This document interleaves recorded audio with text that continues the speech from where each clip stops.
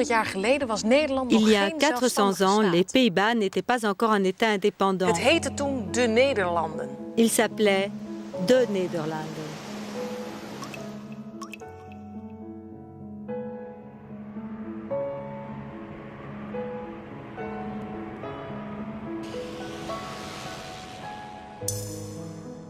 C'était un ensemble de petites villes et de provinces indépendantes.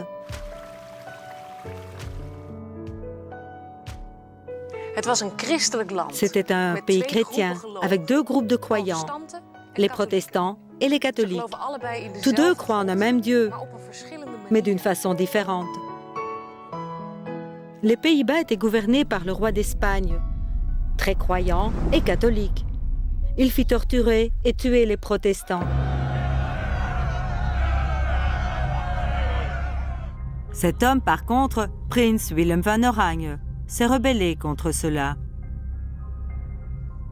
Il est l'ancêtre de l'actuelle famille royale des Pays-Bas. Willem van Oranje était d'avis que protestants et catholiques avaient chacun droit à leur propre religion. Et la guerre éclata entre les Pays-Bas et l'Espagne.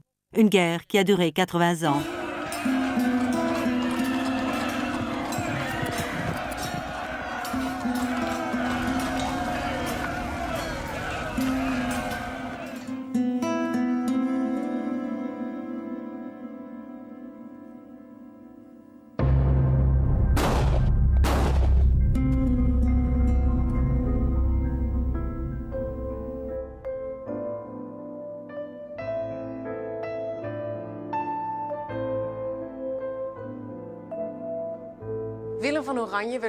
Willem van Oranje a été assassiné par un tueur à gages au service du roi d'Espagne.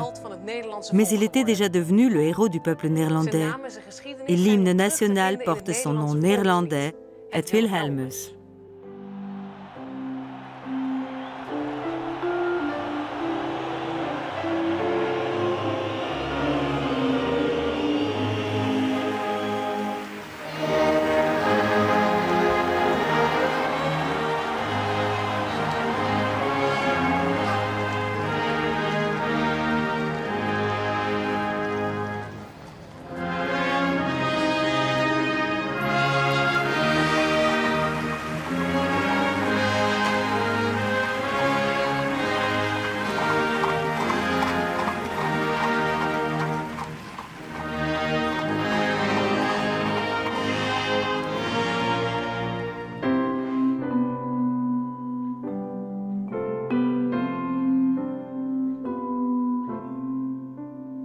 Après la mort de Willem van Oranje, les provinces ont décidé de se réunir.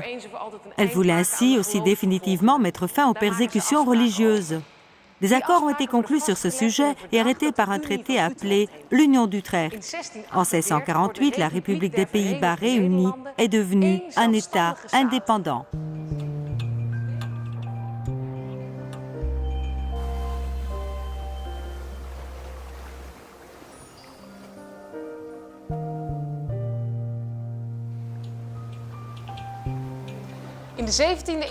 Au XVIIe siècle, les Pays-Bas sont remarquablement riches et puissants. Mais comment est-il possible qu'un aussi petit pays ait eu autant de pouvoir et de colonies à travers le monde?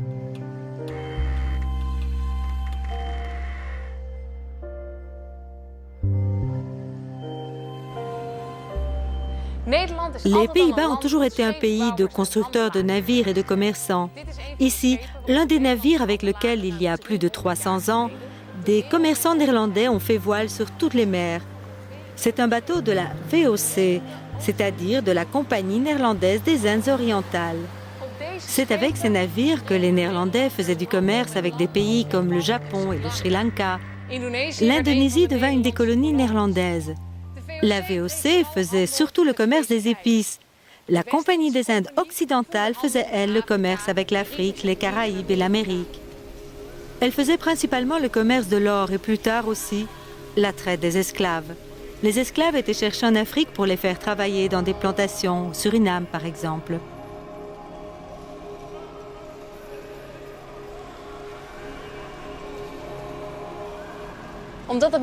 Parce que le commerce, mais aussi les sciences et la peinture avaient fait des Pays-Bas un pays prospère, le XVIIe siècle est appelé le siècle d'or. Des produits du monde entier arrivaient à Amsterdam où ils étaient stockés dans de grands entrepôts au bord de l'eau.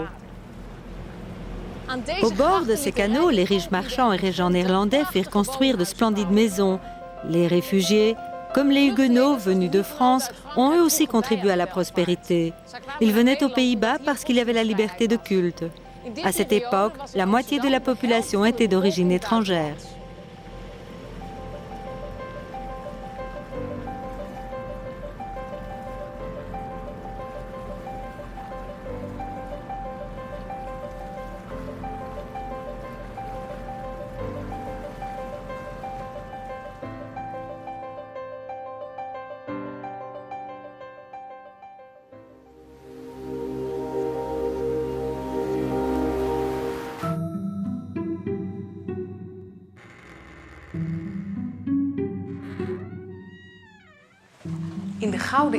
Au siècle d'or, quelques 5 millions de tableaux ont été réalisés. C'est ici, à Amsterdam, que vivait et travaillait le plus célèbre peintre de cette époque, Rembrandt van Rijn. Et son plus grand et plus célèbre tableau est exposé au Rijksmuseum. La ronde de nuit.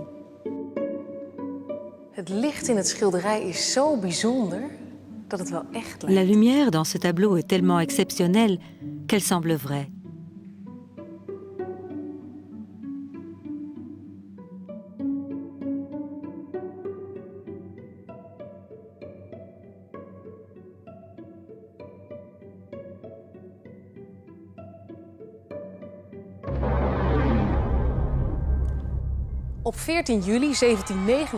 Le 14 juillet 1789 commence la Révolution française, un événement que les Français fêtent encore chaque année. Vous vous demandez peut-être quel est le rapport avec l'histoire des Pays-Bas. Eh bien, les Pays-Bas sont un pays européen. Et quantité de choses qui se passent dans d'autres pays européens ont une influence sur les Pays-Bas. En France, le pouvoir était très mal réparti. Un petit groupe de riches dirigeait le reste.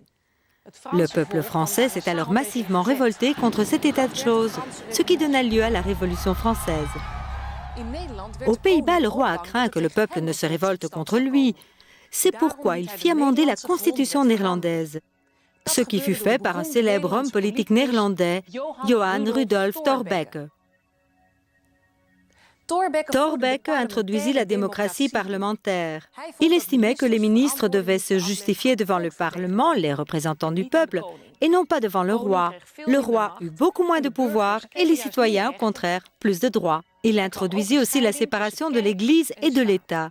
Tout Néerlandais eut dès lors la liberté de pratiquer sa religion. L'actuelle démocratie est fondée sur le régime conçu par Thorbecke.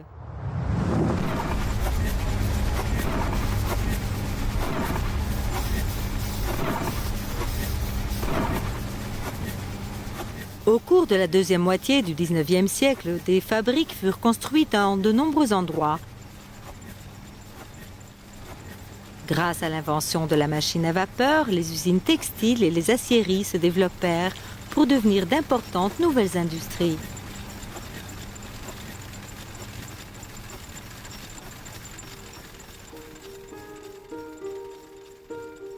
Les Pays-Bas connurent aussi une querelle scolaire lorsque catholiques et protestants exigèrent que leurs enfants suivent un enseignement fondé sur leur religion.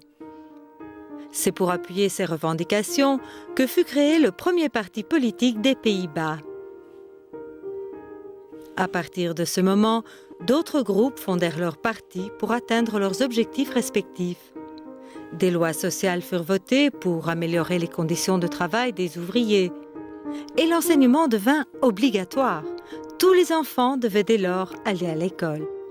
Au cours de cette période, le pouvoir du Parlement s'étend de plus en plus. Un nombre croissant d'hommes obtient le droit de vote pour élire les membres du Parlement. La politique étrangère est neutre. Les Pays-Bas choisissant soigneusement de ne prendre aucun parti dans les nombreux conflits qui sévissent en Europe. Ces conflits ont finalement débouché sur la Première Guerre mondiale qui fit rage en Europe entre 1914 et 1918. Après la Première Guerre mondiale, tous les hommes néerlandais reçurent le droit de vote. Les femmes citoyennes des Pays-Bas ne furent pas d'accord. Sous la conduite de la première femme médecin des Pays-Bas, Aletta Jacobs, elles se sont battues pour obtenir le droit de vote pour les femmes et l'ont obtenu.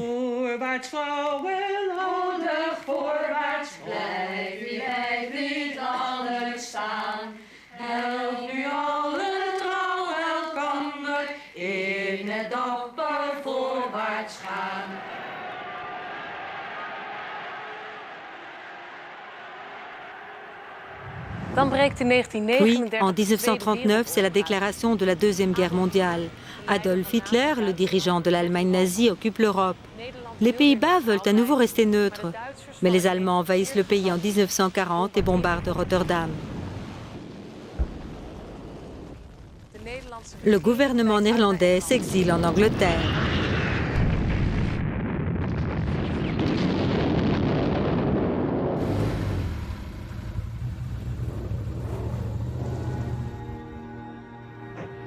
Après mai 1940, c'en est fini de la belle vie. D'abord la guerre, puis la capitulation, l'invasion des Allemands, et pour nous les Juifs, c'est le début des malheurs. Cet extrait est tiré du journal d'une petite fille juive de 13 ans, son nom Anne Frank. Pour son anniversaire, elle reçoit un journal et commence immédiatement à écrire. La plus grande partie de son journal parle de la période qu'elle a passée dans l'arrière de la maison, la Achterhuis.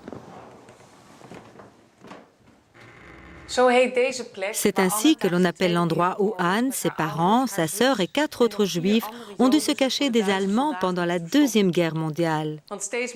Car de plus en plus de Juifs étaient arrêtés et déportés vers les camps de concentration où ils étaient tués dans des chambres à gaz. Et pourtant, Anne, qui a écrit son journal dans cette petite chambre, fut dénoncée et arrêtée avec les autres clandestins.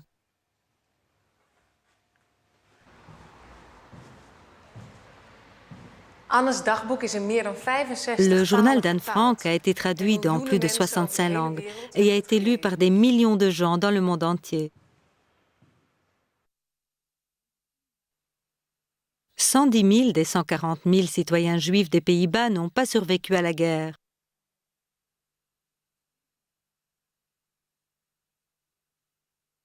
Anne Frank non plus. Elle est morte au camp de concentration de Bergen-Belsen en Allemagne.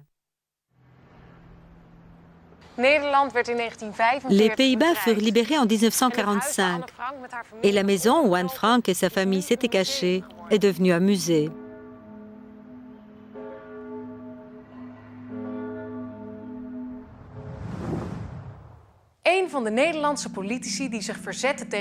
Un des hommes politiques qui s'est opposé à la domination allemande est Willem Drees. Il était tellement courageux et malin dans sa résistance qu'après la guerre, la reine lui a demandé de former un nouveau gouvernement. Drees dut alors veiller à la reconstruction des Pays-Bas après la guerre. Les États-Unis ont contribué à cette reconstruction en offrant une grande aide financière. Willem Drees, que beaucoup de gens appelaient aussi Petit Père Drees, a jeté les fondements de l'État-providence. Il est aussi à l'origine de la loi sur les retraites, la AOW. Pendant la législature de Willem Drees, la colonie indonésienne des Pays-Bas devient indépendante.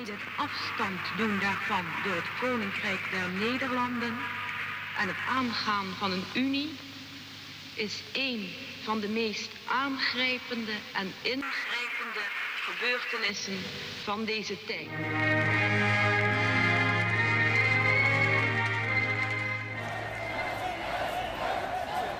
Toutes les personnes qui étaient du côté des Pays-Bas sous le régime colonial sont venues s'installer aux Pays-Bas, comme les Néerlandais indonésiens. Les Moluccois s'étaient battus aux côtés des Néerlandais et ne pouvaient plus envisager leur avenir en Indonésie. Dans l'espoir de retourner un jour dans leur propre république, ils sont eux aussi venus aux Pays-Bas et y sont restés.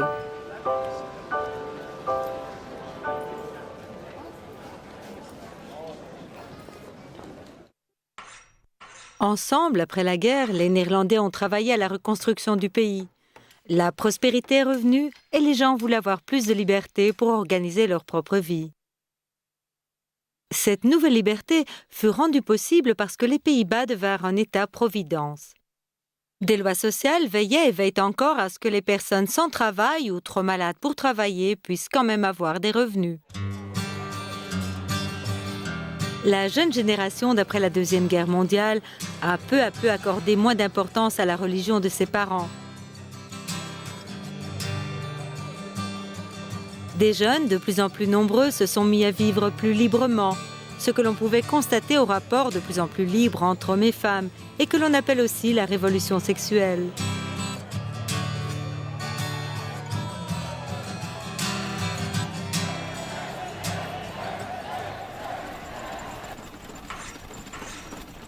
Dans les années 60, l'économie change.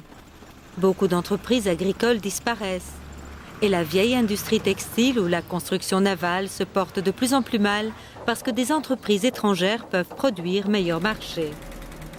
Les Pays-Bas doivent donc se convertir en une nouvelle économie demandant moins de main-d'œuvre et plus d'attention pour les techniques modernes et les prestations de services. Dans les années 60 et 70, il y avait beaucoup d'emplois peu qualifiés. Aussi, les entreprises se sont-elles rendues à l'étranger pour y chercher des ouvriers. C'est ainsi que dans les années 60, des travailleurs émigrés espagnols, portugais, italiens et plus tard turcs et marocains sont venus aux Pays-Bas.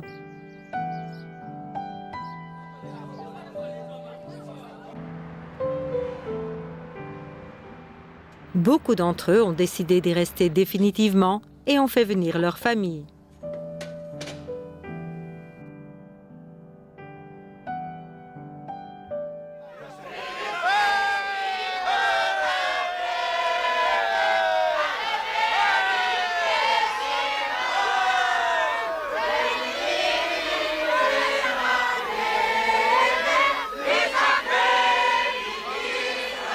En 1975, le Suriname, l'autre colonie néerlandaise, est devenu indépendant. Beaucoup de Surinamiens sont venus aux Pays-Bas parce qu'ils n'avaient pas confiance dans l'avenir de leur propre pays. Ils vinrent travailler ou étudier ici. Beaucoup de gens d'Aruba et des Antilles sont aussi venus s'installer ici. Ce sont des Néerlandais parce que les Antilles néerlandaises et Aruba font partie du royaume des Pays-Bas.